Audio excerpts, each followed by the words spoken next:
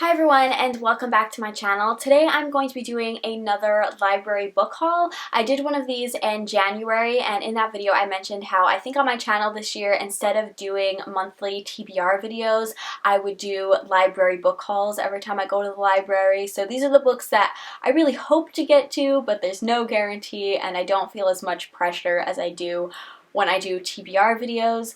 And I think you guys enjoyed my last one. So I'm back with another one. Just like last month, I only have 4 books to show you. 2 of them are graphic novels again, and then 2 of them are just regular novels. So we'll start off with the regular novels that I picked up. First up, we have From the Dust Returned by Ray Bradbury. So I have never read a novel by this author before. I think he is most known for his book Fahrenheit 451, which I've never read and could literally tell you nothing about what it's about. Like, I have absolutely no idea. However, I had heard about this book, I don't remember where, but it was kind of marketed to me as about this family that is similar to like the Addams family or the Munsters family, and we're just kind of following them as they all live together in this house that's kind of strange and just kind of showed up somewhere. So it sounded right up my alley. I really love the cover of this as well. I don't know if you can see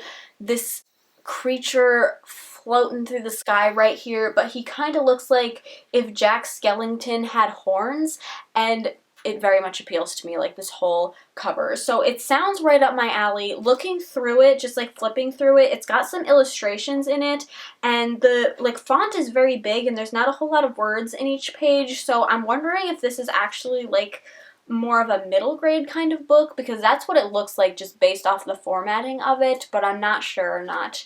Either way, I'm pretty excited to pick this up and see if it is really like Addams Family or Munsters kind of vibes, because that sounds right up my alley. And then the second book that I picked up from the library was a bit of an oopsie on my part. So it is called Song of the Sandman, and I picked this book up because I was looking at the like newly released section of the library, and they had like a little horror section of like the new horror books that had been released, and I saw this. I read the inside flap, which all I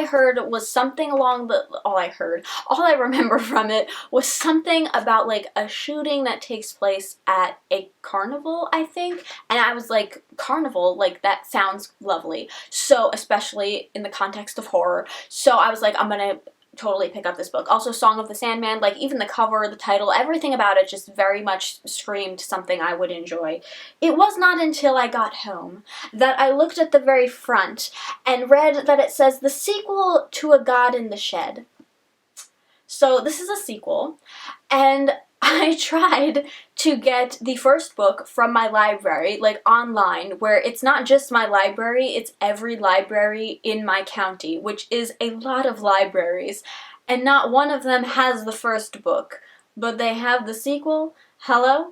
I don't know what's going on. So now I'm conflicted on what to do, because I've never heard of this book before, I've never heard of the first one before, never heard of this author, don't know if it's reliable or not a whole lot of ratings on Goodreads, so I don't know if I can quite bring myself to buy the first book so that I can read this one, because frankly, Song of the Sandman, title, very intriguing.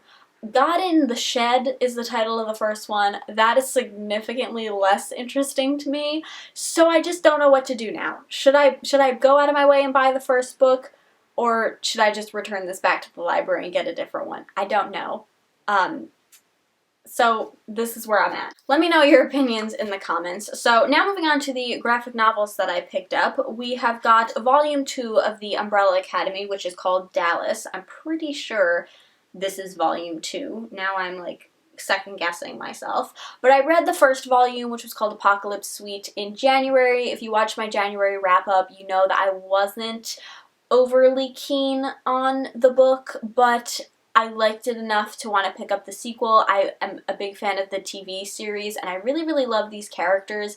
Even though it didn't always work for me in this graphic novel form, I still have a love for these characters, so I do want to pick up the second one, and ideally the third one as well. So yeah, we're going to give it another shot. with this book. It seems that the sun has now come out to play very intensely, so I'm sorry that the lighting is so harsh. But the final graphic novel that I have to show you in this haul is called Batman: The Killing Joke, which is very reflective, as you can see.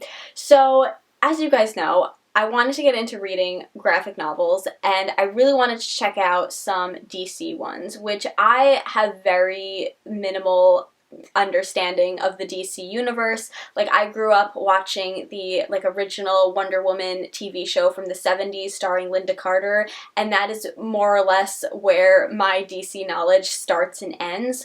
But I wanted to pick up some of the graphic novels because I do have an interest in it, and I didn't know where to start, so I tried Googling it, which was not helpful. Like, Googling where do you start with DC graphic novels, very confusing, very overwhelming, very not helpful for me. But I did know that I wanted to pick up something that was going to be heavier on the villain side, because I'm definitely more interested in the villains of the DC universe than the superheroes besides Wonder Woman.